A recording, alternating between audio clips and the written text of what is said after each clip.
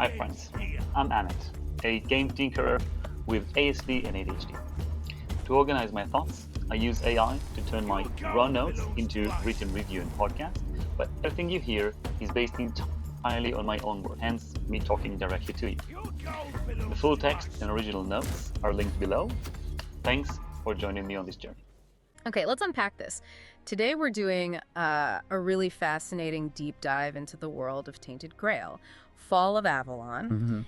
And our source for this one is, well, it's pretty unique. It's not just a review from someone who played it, but from a self-proclaimed gaming tinkerer. Right, someone who really gets into the weeds. Exactly, someone who believes you got to deconstruct games, down to the smallest bits to really get them. We're talking 30 hours in the game. Which is decent. And then, get this, 50 hours outside the game, just researching, dissecting everything. Wow, that's dedication. 50 hours researching it. Yeah. So our mission today is basically to pull out the key insights from this really exhaustive analysis, give you a shortcut to figuring out what makes this game tick, especially if you, like our source, love seeing games taken apart piece by piece. And that, that deeply analytical, almost modding addict's viewpoint is what makes this so interesting. It's a really fresh way to look at what the reviewer calls a Scrolls-like game. A Scrolls-like, yeah. So big open world fantasy RPG. Pretty much. Think Elder Scrolls, that kind of vibe. And it's just rare to get this level of detail, not just on what the game is, but how it's put together, why things work the way they do. Right. And just to set the stage, the initial verdict, pretty strong, an 8.5 out of 10. Okay. And a big recommendation for, and I quote, Skyrim addicts who are tired of eternal modding. Huh. Okay, that tells you a lot right there. It's tackling some familiar pain points. Definitely. Suggests it might have found some solutions. Absolutely. So let's dive right into the core stuff, the gameplay. The combat is described as refreshingly quick and punishing. If you've ever modded Skyrim, maybe use things like Wildcat or Blade and Blunt. These mods make combat way faster, deadlier. Oh yeah, totally changes the feel. High stakes. Right. Well, Avalon apparently gives you that intensity, but without the endless modding headaches. No messing with load orders and patches for hours. That sounds like a dream for some people. Totally. The core seems to be frantic dashing, really obsessive stamina watching, and parrying, like your life depends on it. Because it probably does. Exactly, and our source points out this very specific design choice. No mid-combat saving. Ooh. Okay. That could be rough. Yeah, for a lot of players, that's like instant frustration. So, from this tinkerer's view, why does that work here? Does it genuinely make it more engaging, or is it just annoying? Well, the key thing, according to the source, is that it pushes persistence, not frustration. And the reason it works is, well, encounters resolve quickly enough. Ah, okay, so you're not losing like 20 minutes of progress. Exactly. You're not stuck in some long, drawn-out slog you have to replay. It's more like sharp, intense bursts. And the game is apparently pretty good at signaling danger. Like, boss intros often have these shortcut scenes. Just enough time to panic. Pretty much. Yeah. That immediate, oh, I'm screwed feeling. There's even this story about one boss, really obnoxious apparently. It took the reviewer like 50 tries. 50? Wow. Yeah. But each time, instead of rage quitting, it just fueled this stubborn determination, which says a lot, I think, about how the difficulty is tuned. It pushes you, but maybe doesn't feel cheap. Right, makes you want to overcome it. Exactly. And the parrying.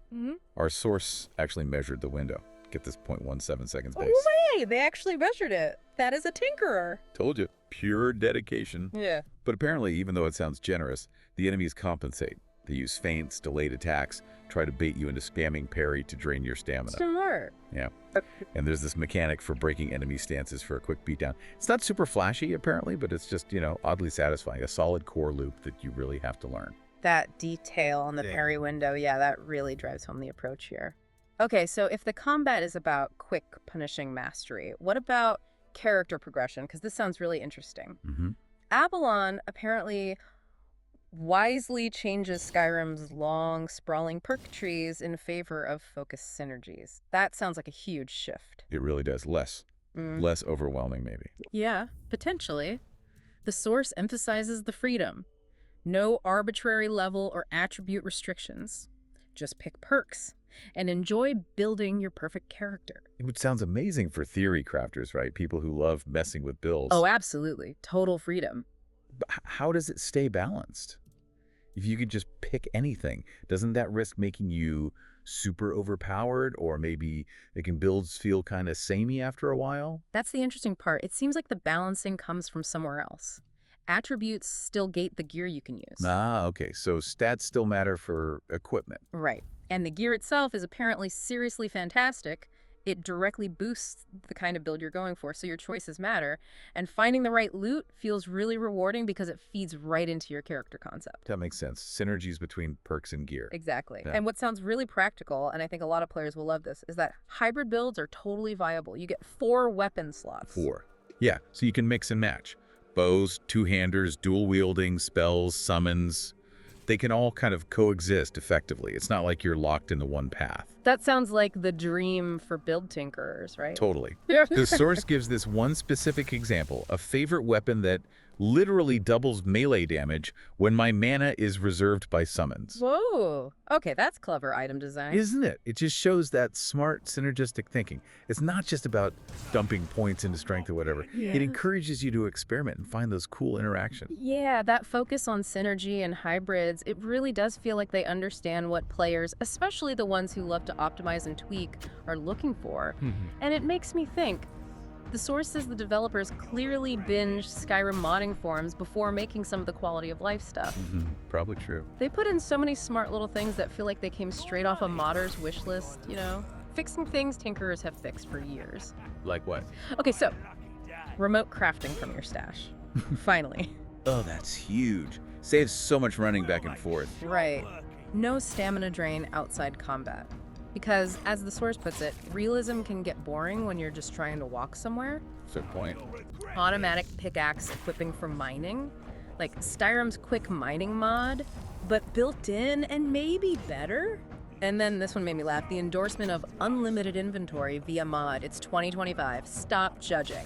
Okay. Unlimited inventory is always controversial, but I get it from a tinkerer's perspective. Here. Less fiddling, more playing. Exactly.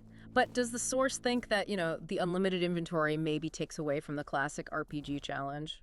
Or immersion? From this source's view, not really. Yeah. The key insight is how these little details just make the whole experience smoother. They respect your time. Yeah. Unlimited inventory, for this player, just removes what feels like an artificial barrier. It gets rid of the tedious inventory management so you can focus on the fun parts. The actual exploring and fighting. Precisely. And beyond that list, the crafting system sounds practical. You find books to expand it, so there's depth, but it's not overly complex or grindy. Lots of fast travel points, too. Making the horse kind of pointless. Apparently so, yeah. Which many RPG vets might secretly appreciate. And the bonfires for leveling, described as surprisingly balanced, not annoyingly hardcore. It all just streamlines things so you focus on combat, exploring, building your character, without the usual annoyances modders always try to fix. Okay, so mechanically it sounds really tight. Combat, progression, QAL. They all seem to work together well from that tinkerer viewpoint. Yeah, the core seems really solid. But what about the feel of the game? Let's get into the atmosphere and some of those finer combat points. The good and maybe the meh. Right. Atmosphere-wise, our source is pretty pragmatic. Graphics are fine enough. Like, okay, not mind-blowing. I'm not going to win awards for visuals, probably. Probably not. NPC lip sync might trigger purists. But hey, subtitles exist, and personalities are apparently efficiently conveyed. Enough to get the job done. Okay, functional. Yeah. And the first hub town might feel a bit lifeless, but again, for this player, combat and exploration are king anyway, so not a huge deal. And that makes sense, right? It shows where the developers put their focus. The core gameplay loops, not necessarily cutting-edge graphics or super deep NPC interactions. And for this kind of player, that trade-off works. Right. Focus on what matters to them. Exactly. And even if the overall graphics are just fine, the armor and weapon models get specific praise. Genuinely impressive, and they actually match the inventory icons. Oh, that's a good detail. Hate when cool icons turn into boring gear. Me too. Whew. It avoids that disconnect. Yeah. And back to combat nuances, it feels satisfyingly impactful, boosted by stellar ragdoll physics. Always fun. Always adds that bit of oomph, yeah. Archers are apparently smart too. They predict your movement, so it's not just easy strafing. Makes ranged fights more engaging. Definitely. And summons. Apparently they were kind of dumb at first. Dumber than rocks, was the quote. But they got patched and improved a lot. Even down to this weirdly funny detail of being able to pull your arrows out of your own minions after a fight. That's oddly specific and amusing. Shows they're iterating, though. Yeah, like a modding community would, refining things based on feedback. Okay, so the core loop sounds polished, but you mentioned meh elements. Not everything's perfect. Right, nothing ever is.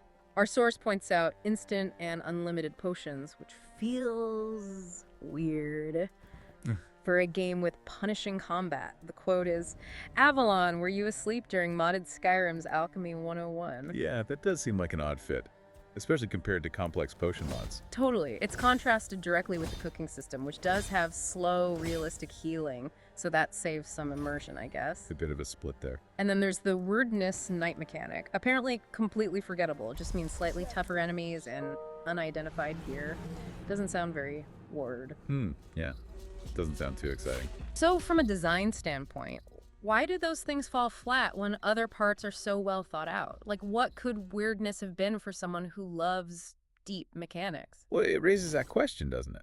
How much do minor immersion breaks really matter if the core gameplay is strong?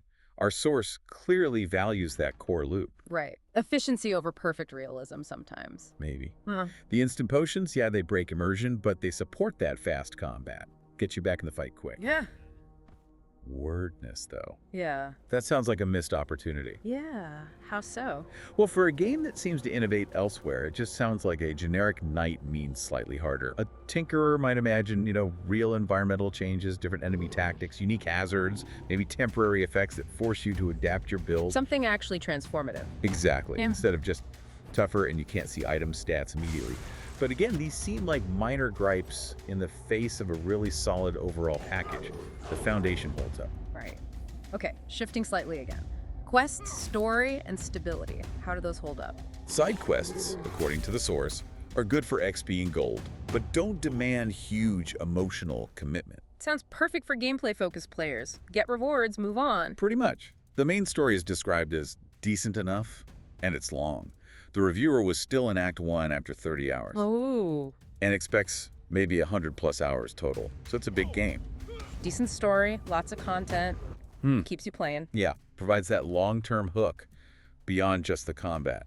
But maybe the biggest deal, especially for anyone who's played big RPGs or done a lot of modding, stability. It's apparently shockingly not Skyrim-esque. Huh.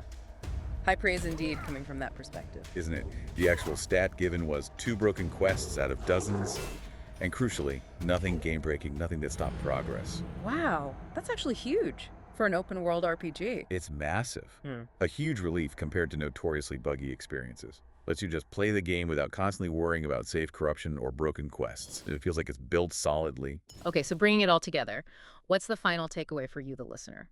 The core message from this super detailed Tinker review seems really clear. Tainted Grail, Fall of Avalon. Right. It's absolutely worth the dive. Sounds like it. It really seems like Avalon respects your time, it nails those modern ARPG mechanics, and it borrows really smartly from all that Skyrim modding wisdom. Those minor things, the potions, the wordness. Yeah. They don't seem to overshadow the core excellence that our source found. If you want deep builds, satisfying combat, good QL, without the modding nightmare, sounds like this really delivers. It absolutely sounds like it. That 8.5 out of 10 stands, and the recommendation for Skyrim addicts and others tired of eternal modding feels earned. What's really fascinating is how it builds something familiar, yet better, by learning from its predecessors and the community that spent years taking them apart and rebuilding them. A real evolution, maybe? Feels like a culmination of lessons learned. So, thinking about that tinkerer mindset, for you listening, whether you're a tinkerer yourself or just appreciate deep dives like this, what's the one mechanic or maybe quality of life feature in any game that would make you spend 50 hours researching it, just to see how deep that rabbit hole really goes?